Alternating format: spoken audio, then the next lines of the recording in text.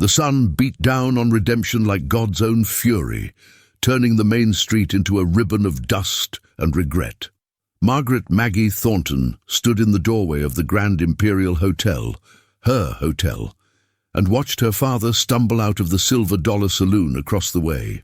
Even from here, she could see the whiskey stains on his vest, the tremor in his hands as he shielded his eyes against the afternoon glare.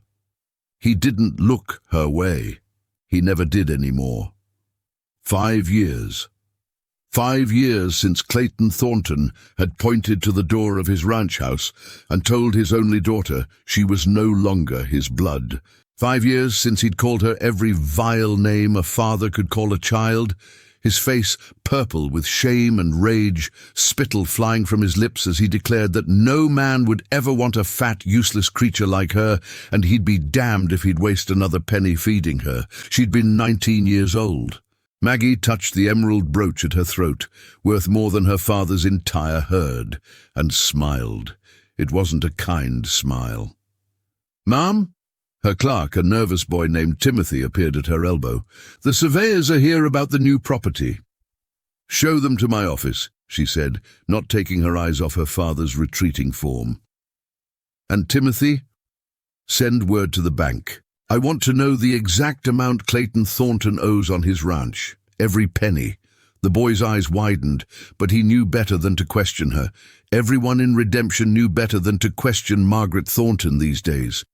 The night Clayton threw her out, Maggie had walked 12 miles to the nearest town with nothing but the clothes on her back and a silver dollar she'd hidden in her boot. She'd slept in a stable that first night, curled in the hay, listening to horses breathe in the darkness, while she tried not to think about the fact that her own father, her own blood, had looked at her with such disgust.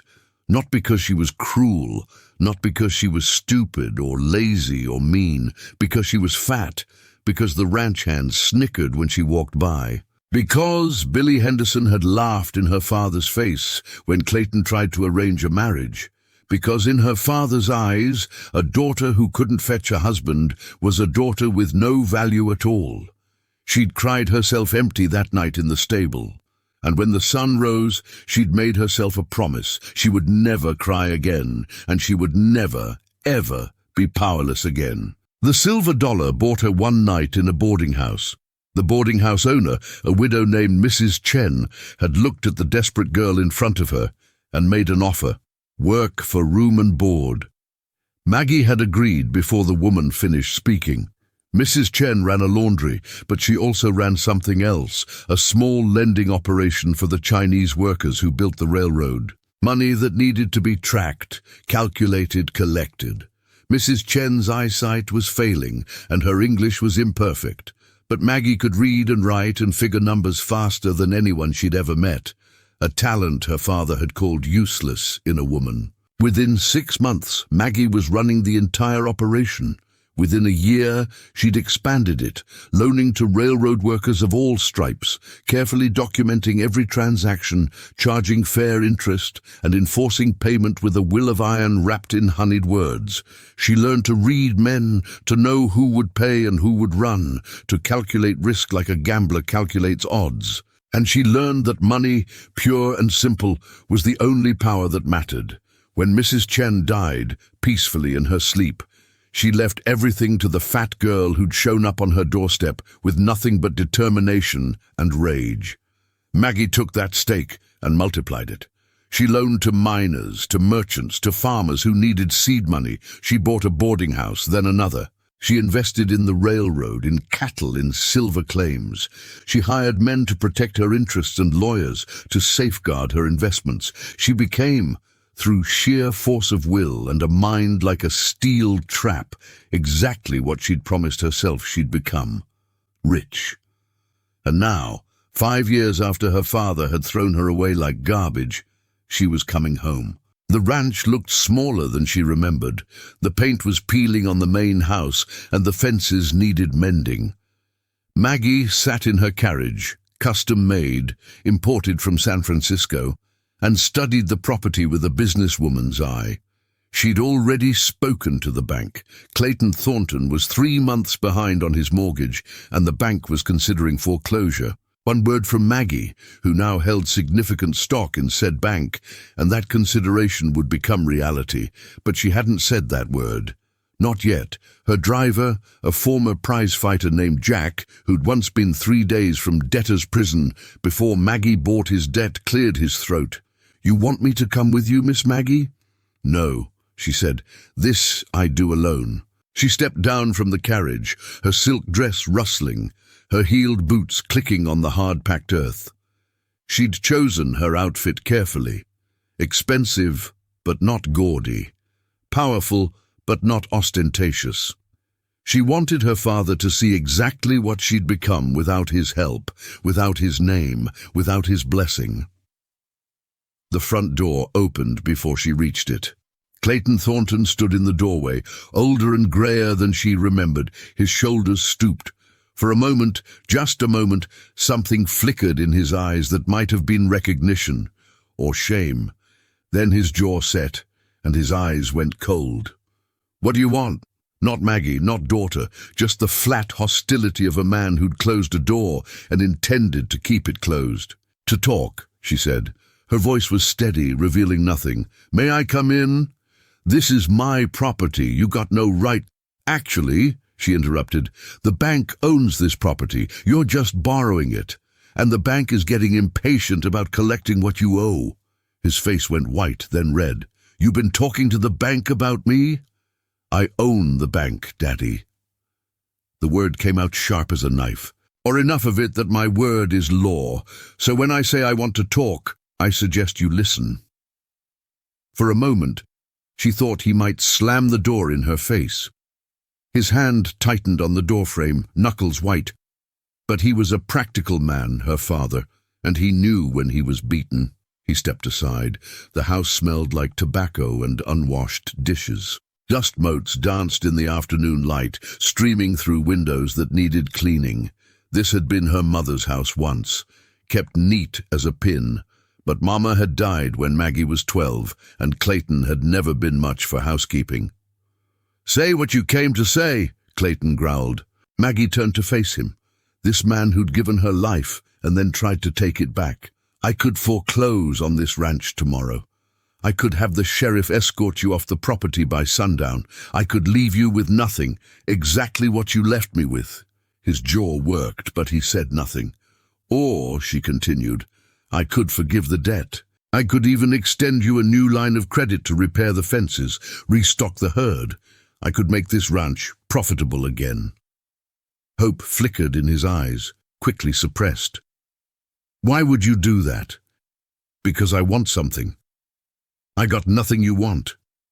"You have one thing." She stepped closer, close enough to see the broken veins in his nose, the yellowing of his eyes. "I want to hear you say it." "Say what?" "That you were wrong." The silence stretched between them like barbed wire. "About what?" he finally managed. "About me, about my worth, about whether I had value beyond whatever husband I could fetch." Her voice was steady, but she felt something burning in her chest, hot and fierce.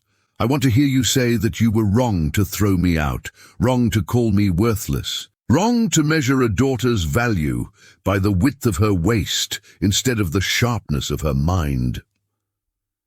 Clayton's face twisted. "You want me to apologize for trying to do right by you, for wanting you to have a normal life, a husband, children." "I didn't need a husband," she cut him off. "I needed a father, and you threw me away. You were an embarrassment." There it was. The truth, raw and ugly. "To who?" she demanded. "To you? To the other ranchers who'd judge you for having a fat daughter? To Billy Henderson, who you wanted to impress?" She laughed, sharp and bitter.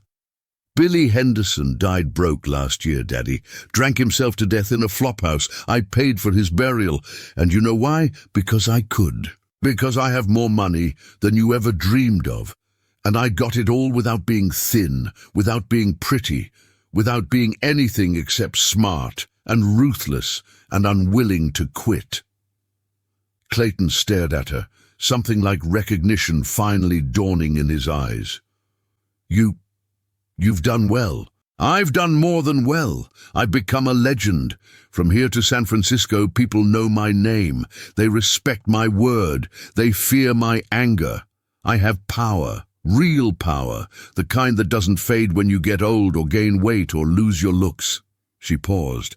I am everything you said I could never be, and I did it because you threw me out. Then you should thank me, he said, but there was no strength in it. Thank you. Her laugh was acid. I should thank you for putting your own child out on the road with nothing, for valuing your pride over your daughter, for teaching me that love is conditional and family means nothing. I did what I thought was right. You did what was easy. Her voice cracked just for a moment, and she hated herself for it. It would have been hard to defend me. Hard to tell the other ranchers that your daughter had worth beyond her marriage prospects. Hard to love someone the world said wasn't lovable. So you took the easy road, and you threw me away. Clayton's shoulders sagged. He suddenly looked ancient, fragile. What do you want from me, girl?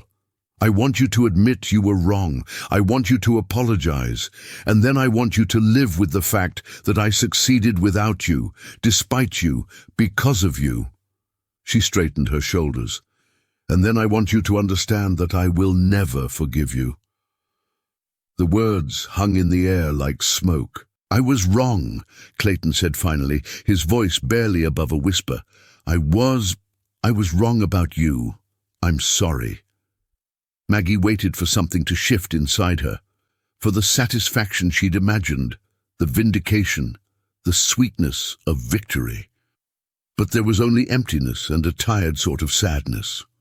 I'll have the bank forgive your debt, she said. And I'll extend you credit for repairs and restocking.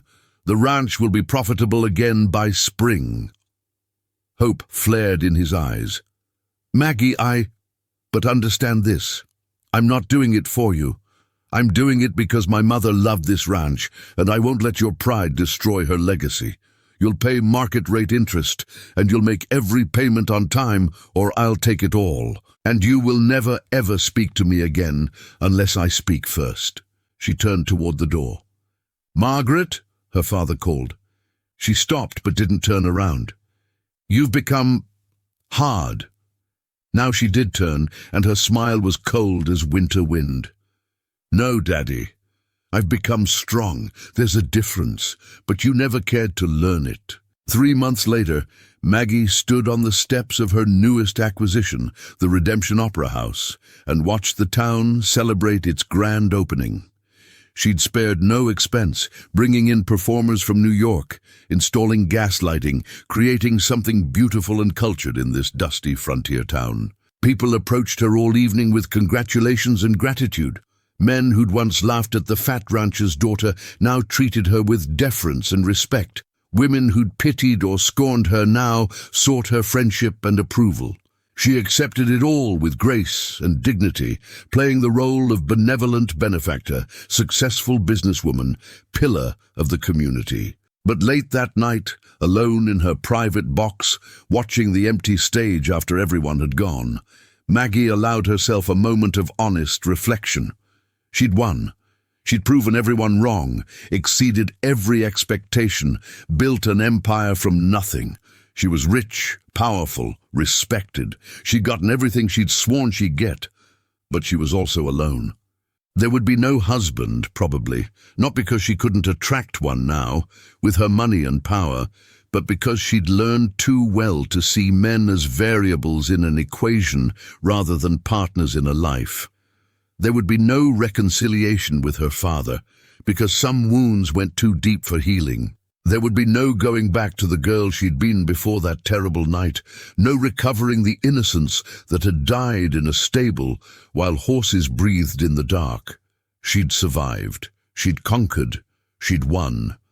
But victory, she was learning, had its own cost. Maggie rose from her seat and walked down to the stage. She stood in the center under the gaslights and spread her arms wide.